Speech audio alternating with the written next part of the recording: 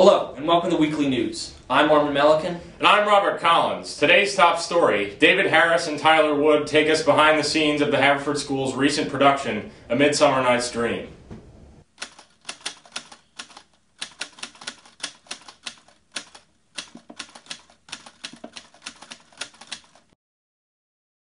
Greetings, Haverford News from Midsummer Night's Dream. Currently, we're backstage eating pizza and aging Rob Thompson, and it's excellent.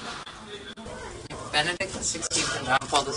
I just derived some. The cocktail, where we have all our cocktail on the juice during the show. I'm always like, who's Thompson? And then oh, really?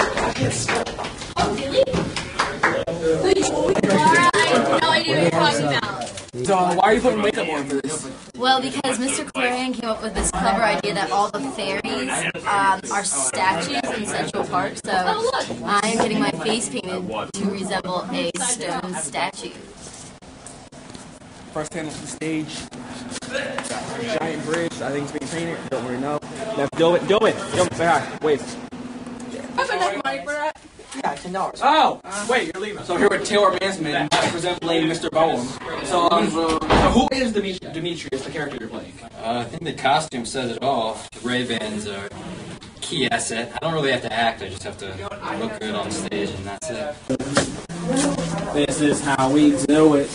So tell us about your character, Helena, in Miss Mystery. Well, Helena is kind of a mousy character. She is a little desperate at times, but she's very strong-willed and she's very in love, and I think that's her most redeeming quality.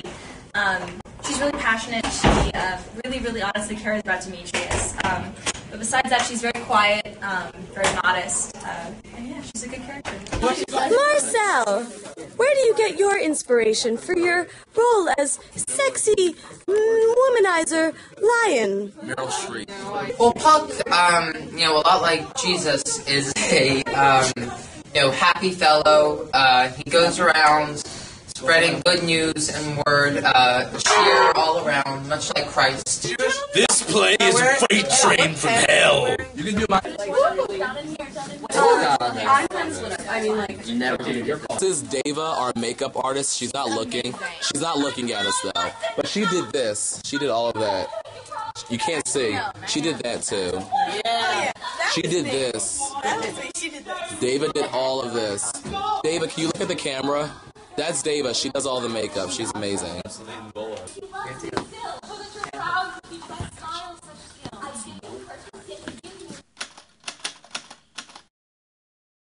In the next installment of our club series, Chris Compendio takes us into the world of diplomacy.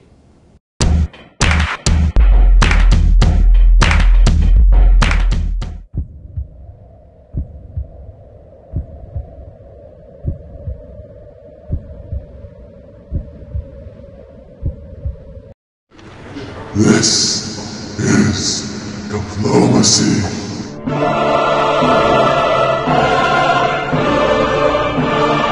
Diplomacy Club is a club where we play the board game Diplomacy, developed by Avalon Hill in the 1970s, but more frequently played in the 1900s, where they used real people instead of pieces.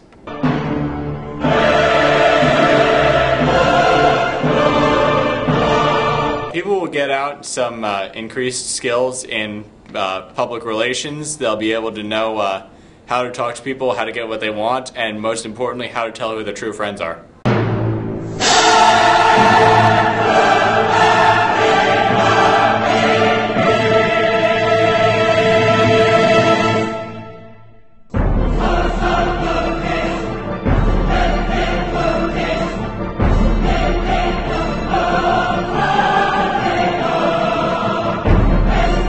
The board's basically a map of Europe.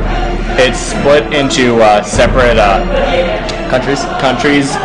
So we have England, France, Germany, Italy, Austria, Hungary, Russia, and Turkey as the major players, each controlled by a single person in the game.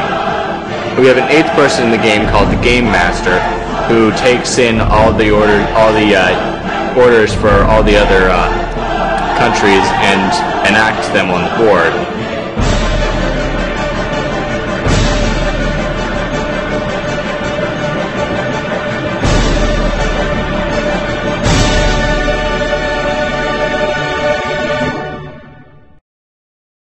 never too late to join the Diplomacy Club. And now we go to our music correspondent, Bo Collins. Recently, a documentary was released about Dwayne Carter, also known as Lil Wayne. Now, I had the opportunity to watch the first 2.5 minutes of this documentary. And I found that it lets the viewer inside the creative processes of one of our generation's most unique hip-hop artists. There is deep insight into his character, his personal demons, and the occasional scissor. Overall, I give it an A-. I do the cha-cha. And now we visit Mr. Miller in another edition of Cribs.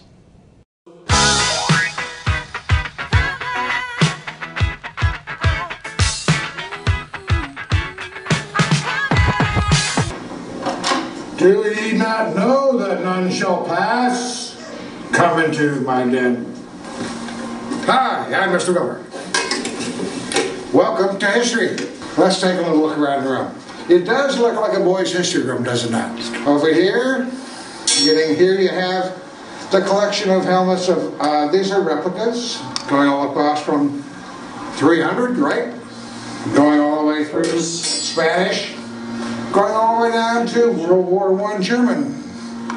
Probably the most interesting one is the one right down here.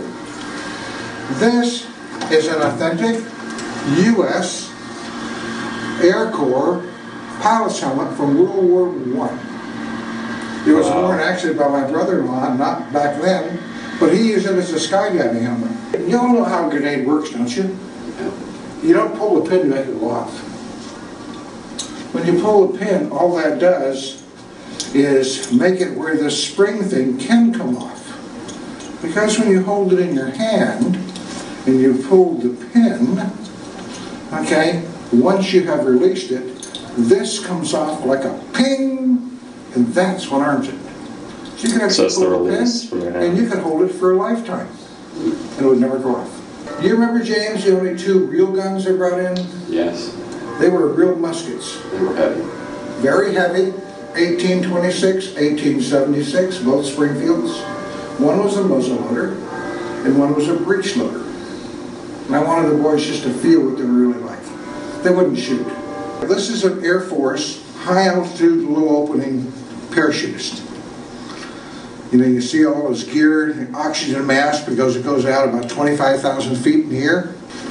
You have the big 82nd Airborne Trooper with his night vision devices and his combination of the 5.56 and 40mm grenade launcher. But bullets are always dated.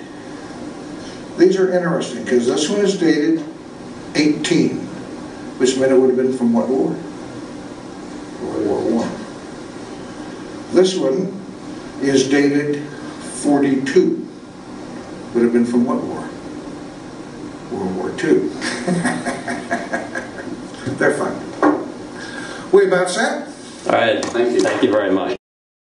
And that's the news. Friday, December 4th, 2009. I'm Robert Collins. And I'm Armin Melican. We'll see you next time.